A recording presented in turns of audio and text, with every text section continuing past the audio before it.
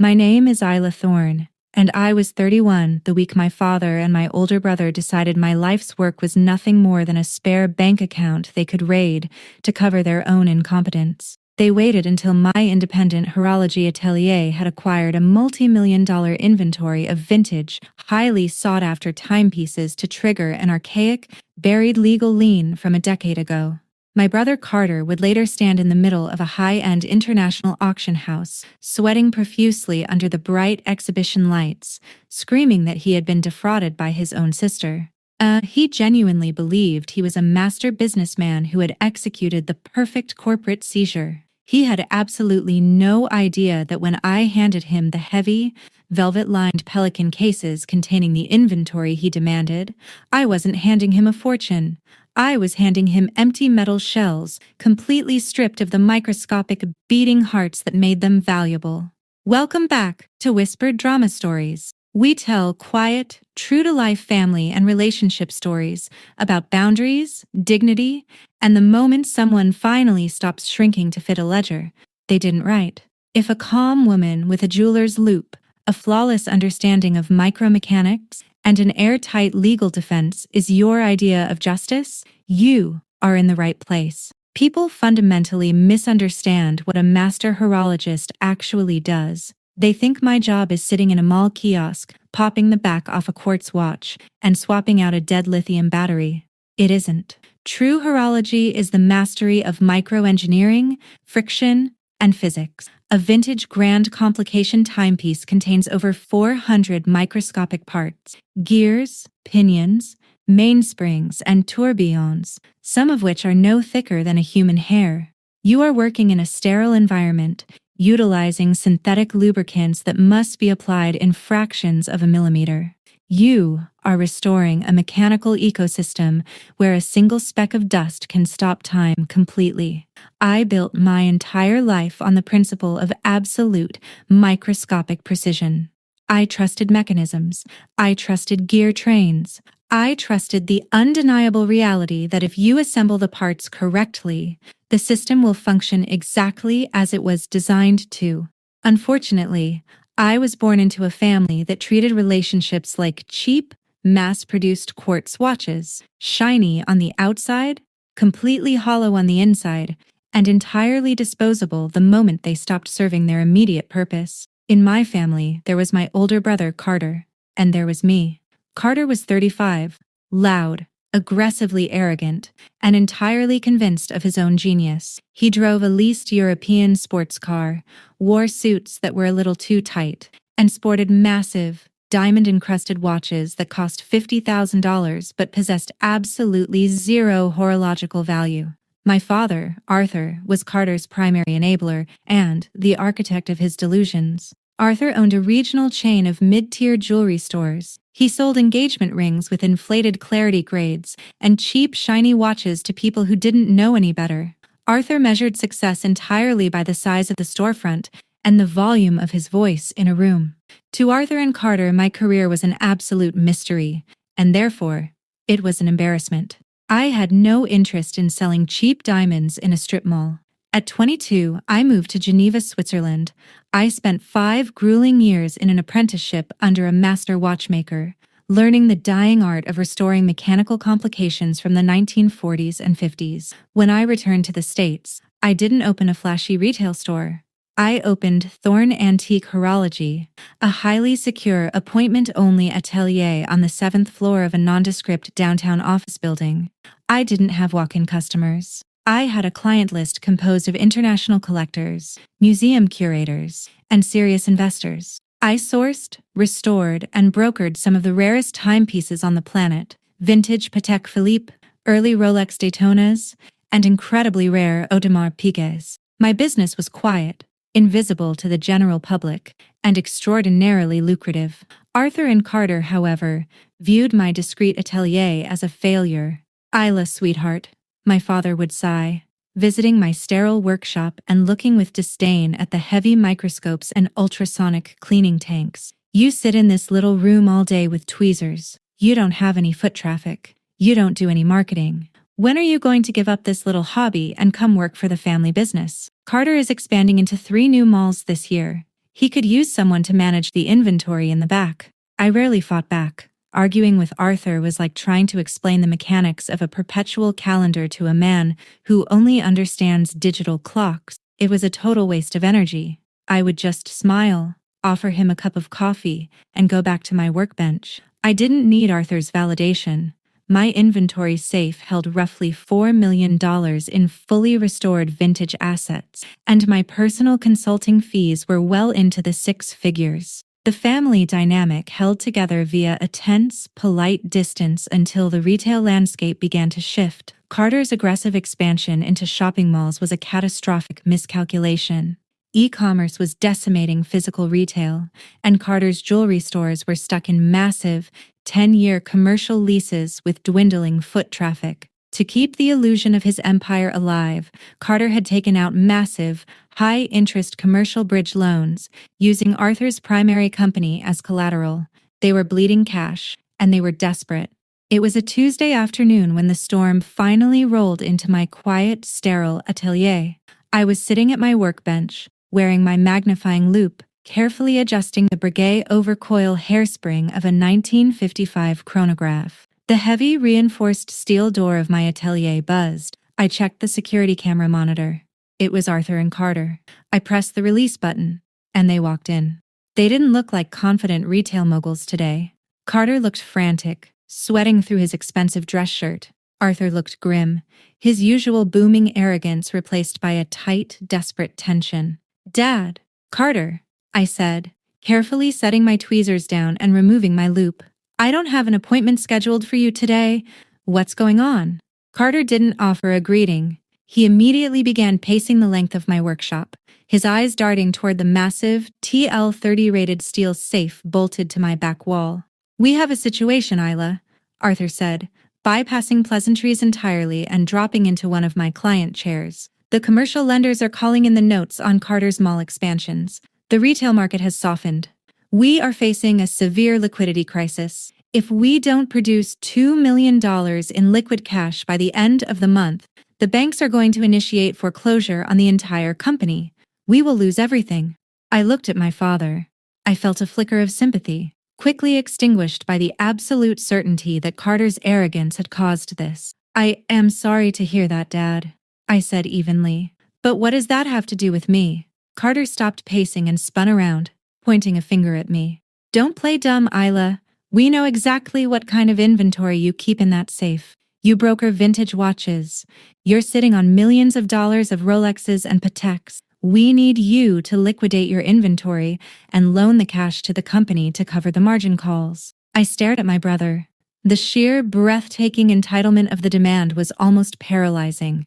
They had spent a decade mocking my career, calling it a little hobby, and the moment their own incompetence caught up with them, they demanded I set my life's work on fire to keep them warm. "No," I said. It was a single, flat syllable, entirely devoid of emotion. Arthur's face flushed. "Isla, this is your family. This is the legacy I built. We are not asking for a handout. We are asking for a bridge loan. We will pay you back when the market recovers. You are asking me to liquidate my clients' investments and my own proprietary inventory to bail out a failing retail chain." I corrected him, my voice hardening. "My inventory is not a slush fund. The answer is absolutely not." Carter sneered, leaning over my workbench, his face inches from the glass partition. "You arrogant little brat. You think you're so much better than us because you play with tweezers all day? You wouldn't even have this business if it wasn't for Dad. He funded you. Dad gave me a $50,000 seed loan 8 years ago to secure this commercial lease when I was 23. I countered sharply. "A loan that I paid back, with interest, within the first 2 years. Arthur stood up from his chair. The desperate, pleading father vanished, replaced by the ruthless, predatory businessman I had always known was lurking underneath. "You paid back the principal, Isla," Arthur said, his voice dropping into a cold, lethal register. "But you didn't pay attention to the paperwork you signed when you took the money." My heart skipped a single, dangerous beat. Arthur reached into his suit pocket, pulled out a folded legal document, and placed it on my workbench. "When you were 23, and you begged me for the money to start this little venture, you signed a standard commercial promissory note." Arthur explained smoothly, a terrifyingly smug smile spreading across his face. But attached to that note was a UCC-1 financing statement, a blanket lien against the assets of your business. A cold sweat broke out on the back of my neck. In commercial business, a UCC-1 lien gives a lender the legal right to seize the physical assets of a business if a debt is defaulted upon. I paid the debt, I repeated, my voice tight. You paid the principal, Arthur corrected me, tapping the paper. But you were late on 2 payments in the first year, according to the penalty clauses in the contract you signed. Those late payments triggered a default interest rate of 25%, compounded annually. Because you never formally filed for a release of the lien, that penalty interest has been quietly accumulating against the assets of your LLC for 8 years. Carter grinned, a vicious, triumphant look in his eyes. You owe the holding company $800,000 in accumulated penalty interest, Isla. And because it's a blanket UCC-1 lien, we have the legal right to seize the physical inventory of Thorne Antique Horology to satisfy the debt. I stared at the piece of paper. It was a flawless, predatory trap. When I was 23, desperate to secure my workshop and entirely trusting of my own father, I had signed a thick stack of legal documents he put in front of me. I hadn't hired my own lawyer. I had assumed a father wouldn't embed a financial landmine in his daughter's foundation. I was wrong. He had built a back door into my life and he had waited 8 years to walk through it. You want to seize my inventory, I said, my voice barely above a whisper. We don't want to, Isla, Arthur said, adopting his paternal, reasonable tone again. But you leave us no choice. You refuse to help the family willingly. So, we are exercising our legal right as your primary creditor. We are executing the lien. We are taking the watches. We already contacted a private auction house in New York, Carter gloated, unable to help himself. We sent them the inventory list we pulled from your insurance filings. They estimate the collection in that safe will easily clear $3 million at auction. More than enough to satisfy your debt to us and cover my retail margins. They had already pulled my insurance filings. They had already brokered the sale. They walked into my atelier today, not to ask for a loan, but to formally announce a robbery. You have 72 hours, Isla, Arthur stated, turning toward the heavy steel door. On Friday morning at 9 a.m., Carter and I will return with our corporate attorney and a county sheriff's deputy to execute the asset seizure. Have the safe open and have the inventory packed in transport cases. If you attempt to move or hide the watches, you will be charged with defrauding a secured creditor, which is a felony. Carter gave me one last sneering look. See you Friday, sis. Thanks for keeping the inventory polished for me. They walked out, the heavy steel door clicking shut behind them. I stood in the silence of my workshop.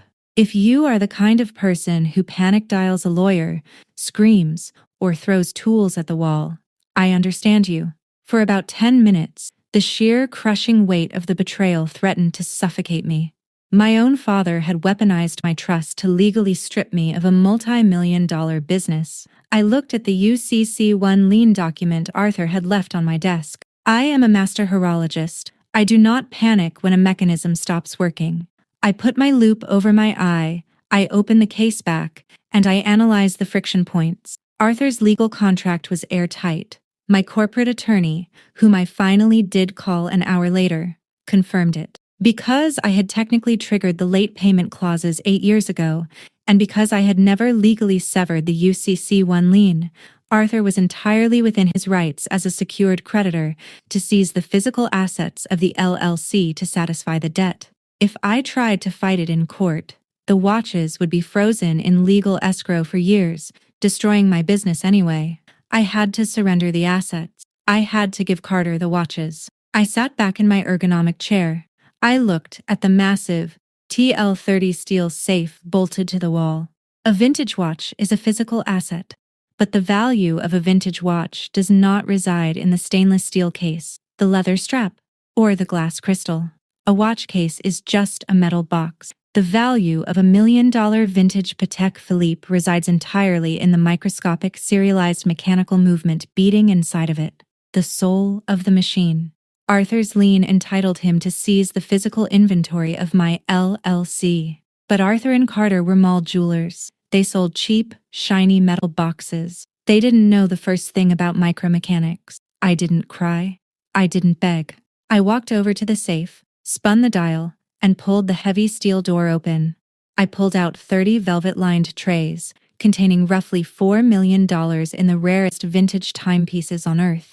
I carried the trays to my sterile workbench. I turned on my high-intensity LED surgical lamp.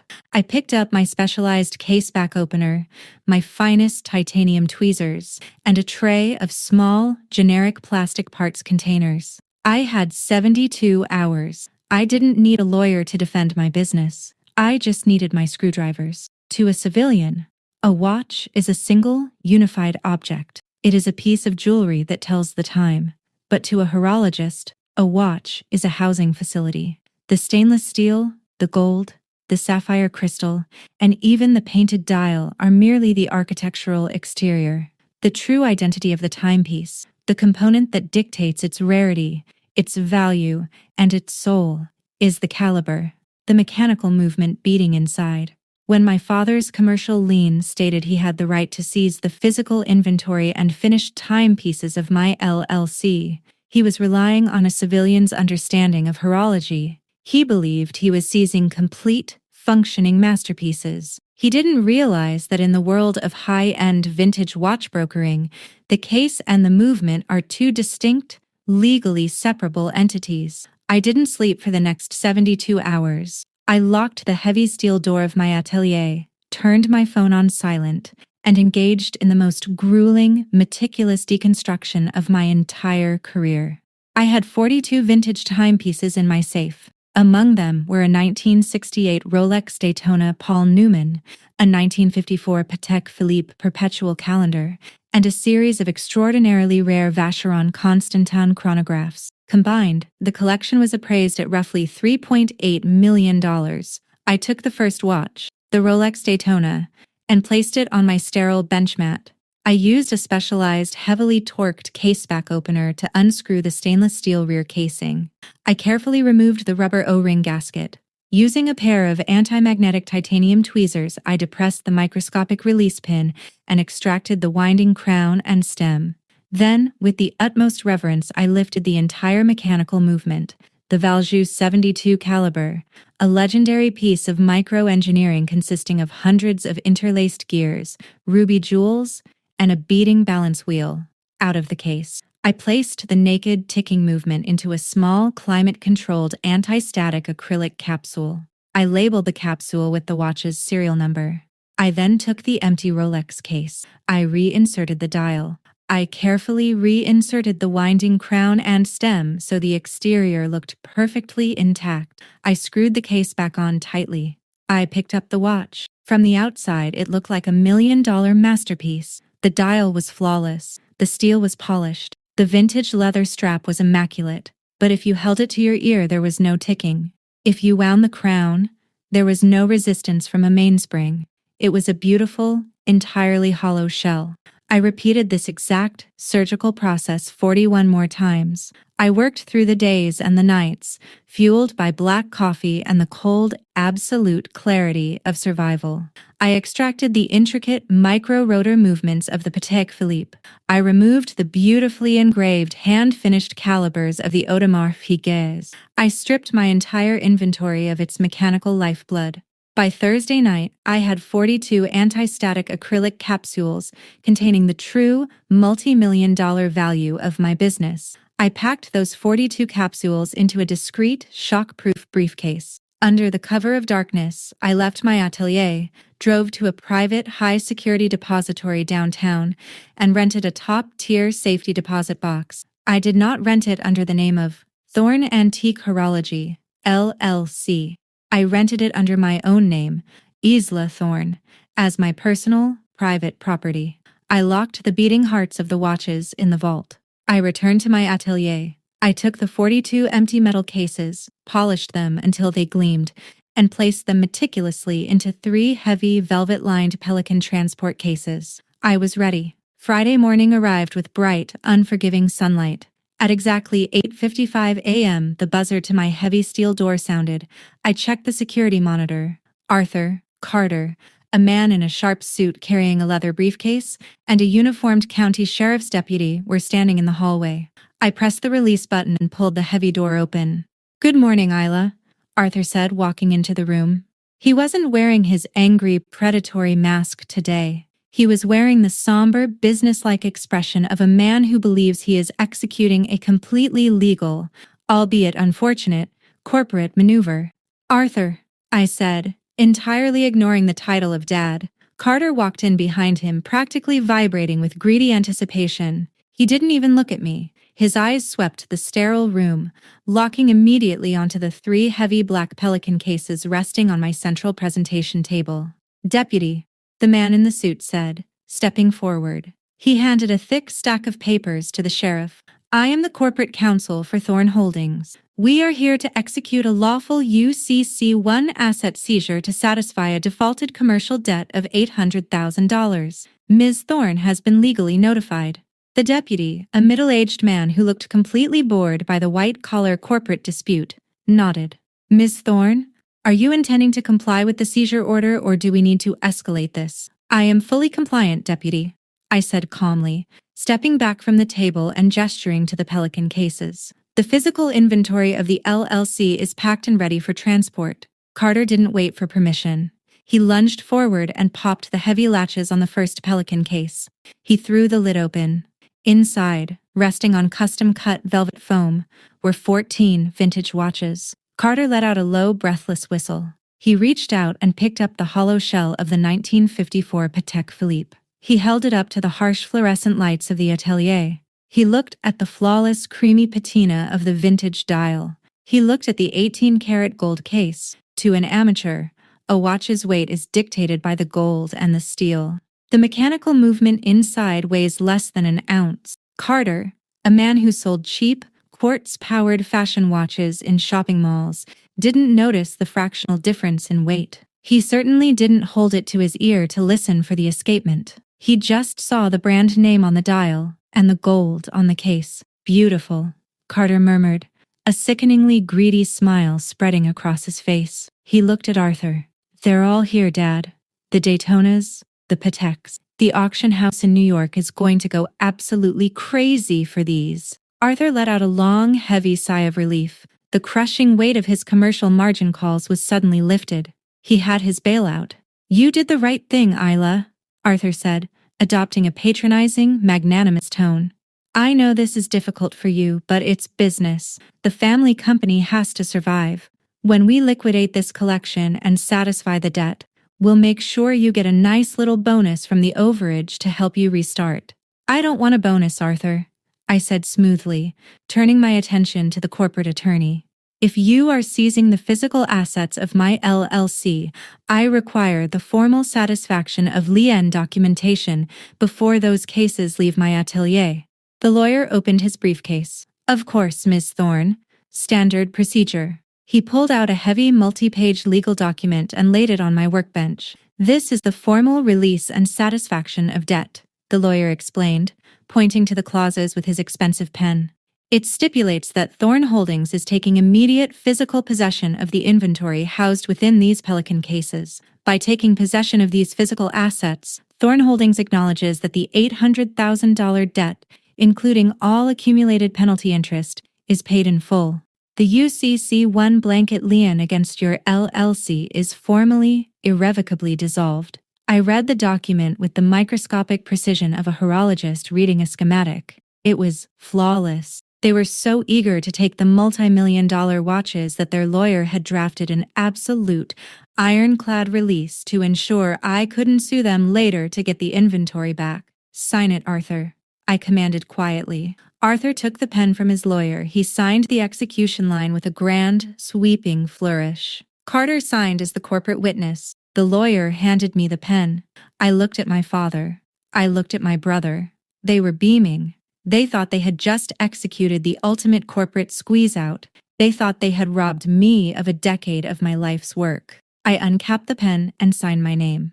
"Excellent," the lawyer said, notarizing the signatures with his stamp. He handed me the legally binding copy. "The debt is satisfied, Ms. Thorne. Your LLC is free and clear of all encumbrances." Carter snapped the lid of the Pelican case shut. He grabbed the handles of two of the heavy cases, and Arthur grabbed the third. "Thanks for keeping them polished for me, sis," Carter sneered, unable to resist one final arrogant jab. "I'll be sure to send you a postcard from New York after the auction." "Have a safe trip, Carter," I said, my voice as calm and cool as the surface of a sapphire crystal. "I hear the auction houses in New York are incredibly thorough." They walked out of the atelier, the corporate lawyer and the sheriff following closely behind them. The heavy steel door swung shut, the magnetic lock engaged with a solid, definitive thud. I stood alone in my quiet, sterile workshop. My safe was empty. My presentation table was bare. To anyone else, it would look as though my business had just been entirely gutted. But I'm a master horologist. I knew that the room wasn't empty. My LLC was now entirely free of debt. The predatory lien that had been hanging over my head for 8 years was legally dissolved, and the true value of my business, $32 million worth of flawless, beating mechanical movements, was sitting safely in a private bank vault under my own name. I walked over to my espresso machine, pulled a fresh shot of espresso, and sat down at my workbench. The trap was fully set. Now, all I had to do was wait for the hammer to drop. Carter and Arthur didn't waste any time. With their commercial lenders breathing down their necks, they immediately booked first-class flights to New York City. They had prearranged a meeting with the head of watches at one of the most prestigious international auction houses in the world, a direct competitor to the major houses in Geneva. I knew exactly who they were meeting with. His name was Julian Croft. Julian was a brilliant, notoriously arrogant British horological expert who possessed an encyclopedic knowledge of vintage timepieces and absolutely zero tolerance for fools. From the safety of my atelier in the Midwest, I could perfectly envision the scene playing out in New York. Carter and Arthur would walk into the pristine, glass-walled executive offices of the auction house, carrying the heavy Pelican cases. They would be wearing their tight suits, exuding the cheap, flashy confidence of mall jewelers. Julian Croft would sit behind his massive desk, looking at them with thinly veiled disdain. He had reviewed the inventory list I had submitted for insurance purposes months ago, so he was expecting a world-class collection.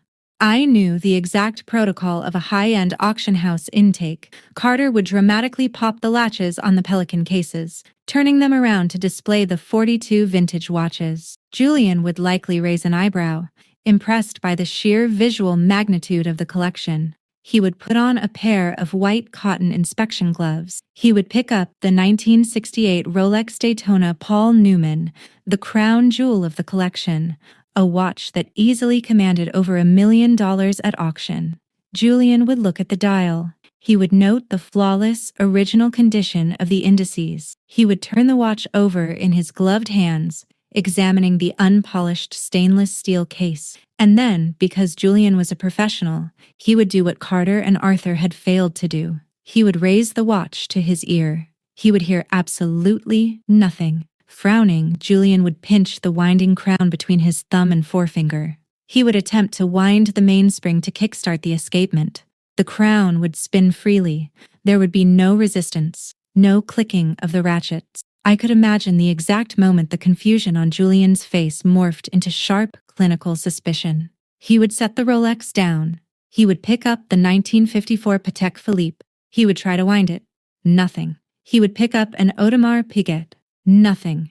Julian would then reach into his desk drawer and pull out a specialized rubber friction caseback opener. "What are you doing?" Carter would likely ask, his arrogant smile faltering slightly as he watched the expert prepare to open the watches. "They're in perfect condition. You don't need to open them." Julian would ignore him. He would press the friction tool against the case back of the $1 million Rolex and twist sharply. The stainless steel back would unscrew. Julian would lift the metal lid. He would look inside the case. He wouldn't see the legendary Valjoux 72 manual wind chronograph movement. He wouldn't see gears, ruby jewels, or a beating balance wheel. He would see the raw, empty back of the dial. He would see absolute, hollow darkness. I sat at my workbench, taking a slow sip of my espresso, checking my watch. It was 2:30 p.m. Eastern Standard Time. They had been in Julian's office for exactly 45 minutes. My cell phone, sitting on the sterile mat next to my tweezers, began to vibrate. The caller ID flashed Carter's name. I let it ring 3 times. I took a deep breath, savoring the absolute, microscopic precision of the moment. Then I tapped the green accept button and put the phone on speaker. "Hello, Carter," I said, my voice smooth, calm, and perfectly untroubled. The sound that erupted from the phone wasn't a voice.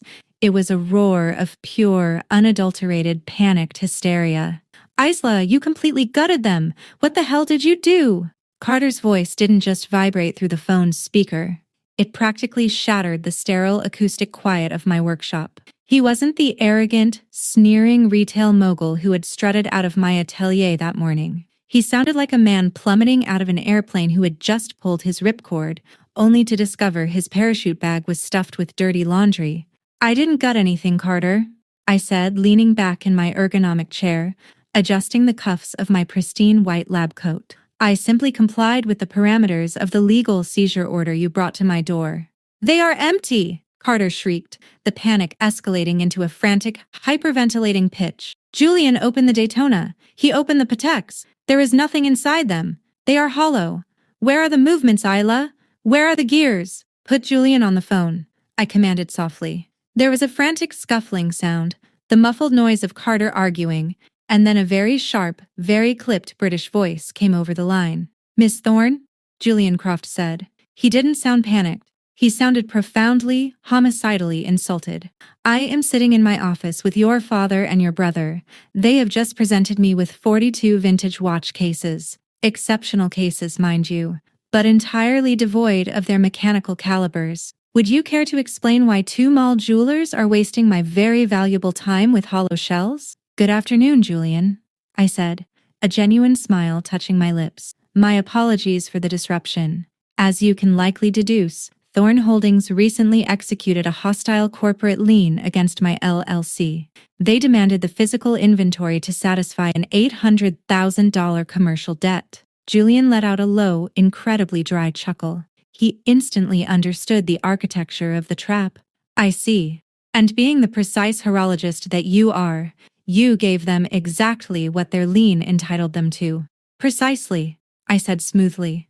"The lien was levied against the physical inventory of Thorne Antique Horology LC. However, prior to the seizure, I legally extracted the mechanical movements. A caliber is not a watch case. It is an independent, serialized micromechanical component. I transferred those components out of the LLC and into my personal, private estate.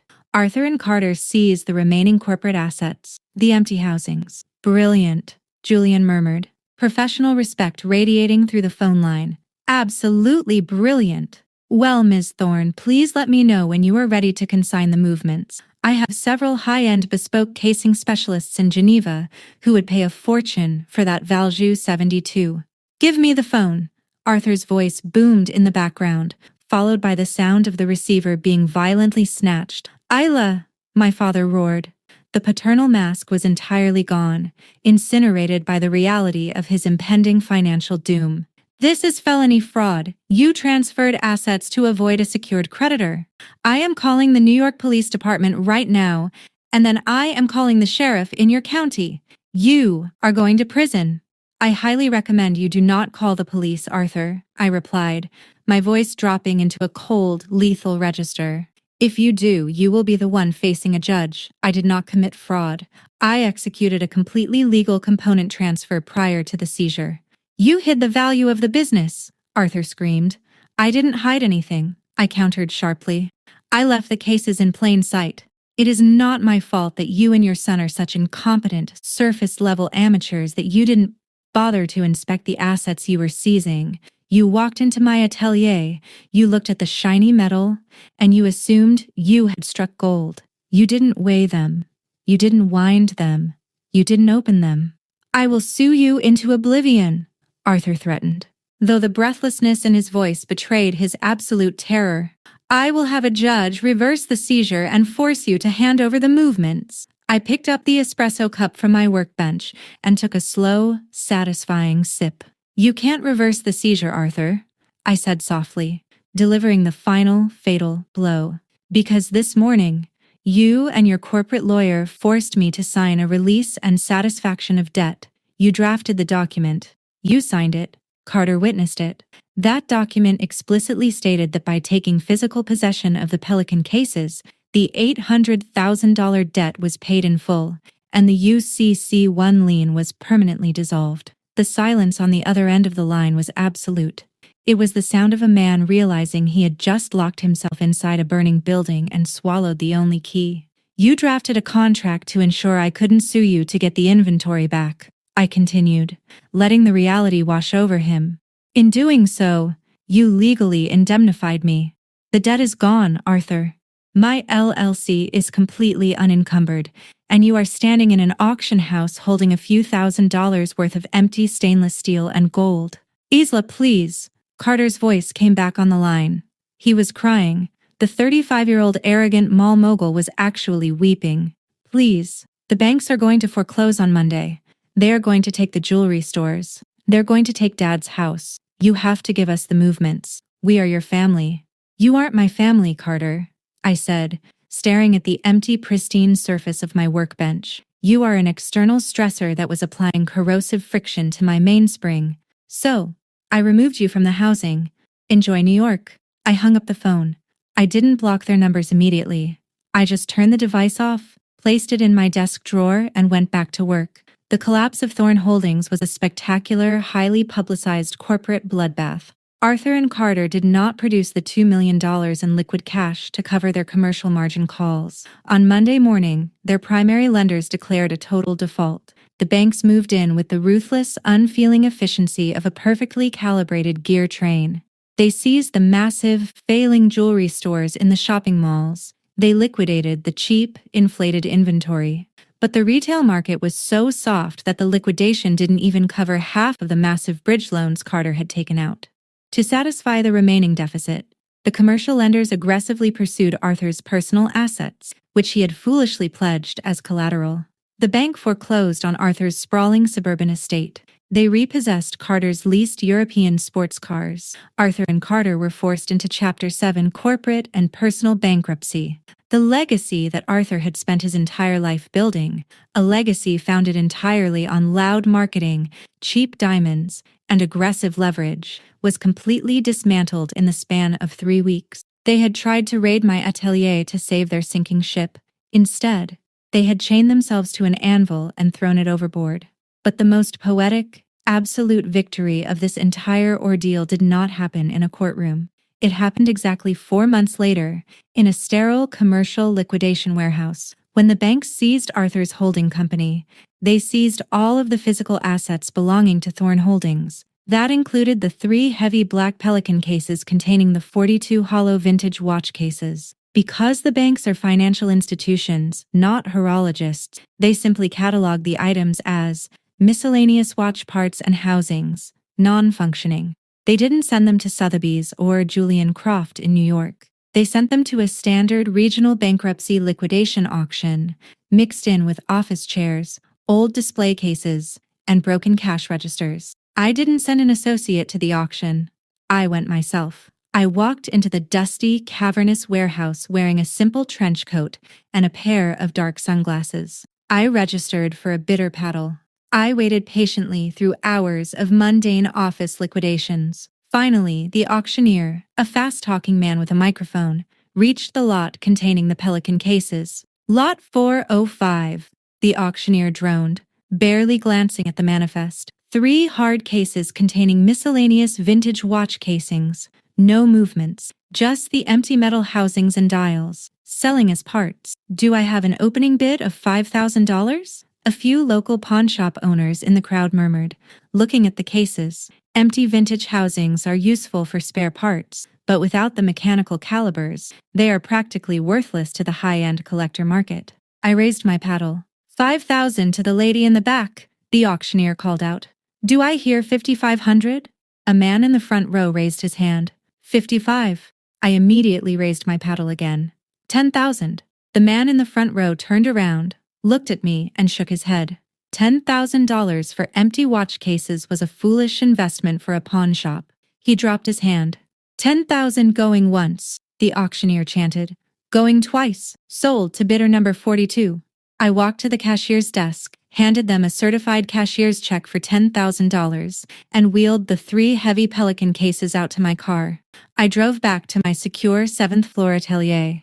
I locked the heavy steel door behind me. I opened the Pelican cases, verifying that all 42 flawless vintage housings were exactly as I had left them. Then, I drove to the private depository downtown. I accessed my personal safety deposit box, retrieving the 42 anti-static acrylic capsules containing the beating, multi-million-dollar mechanical hearts of the collection.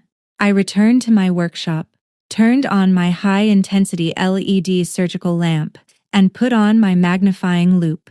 I spent the next week quietly, meticulously reuniting the masterpieces. I placed the Valjoux 72 chronograph movement back into the pristine stainless steel case of the 1968 Rolex Daytona, Paul Newman. I carefully set the winding stem. I secured the heavy, threaded case back, sealing the mechanism inside its rightful home. I picked up the watch. I held it to my ear. The escapement was beating with a rapid, flawless, beautiful rhythm. The soul of the machine had been restored. I repeated the process 41 more times. When I was finished, I stepped back from my workbench. Resting on the velvet trays was my entire, completely restored, $3.8 million vintage collection. I had given my father and brother the inventory to satisfy an $800,000 lien. The debt was wiped clean. And 4 months later, I had legally purchased the inventory back from their bankruptcy liquidators for $10,000. I had completely erased a massive commercial debt, secured the total financial independence of my LLC, and retained 100% of my multi-million-dollar assets. It was a flawless, legally impenetrable, perfectly calibrated operation. I didn't call Arthur to tell him what I had done. I didn't gloat to Carter. I heard through the grapevine that Arthur had suffered a mild stress-induced heart attack after the bankruptcy and was currently living in a rented one-bedroom apartment in a less than desirable zip code. Carter was allegedly working as a floor manager at a chain electronics store, wearing a cheap plastic smartwatch because all his diamond-encrusted fakes had been repossessed. They were stripped of their wealth, their arrogance, and their power. They were forced to face the reality of the hollow lives they had built. My life, however, moved forward with absolute precision.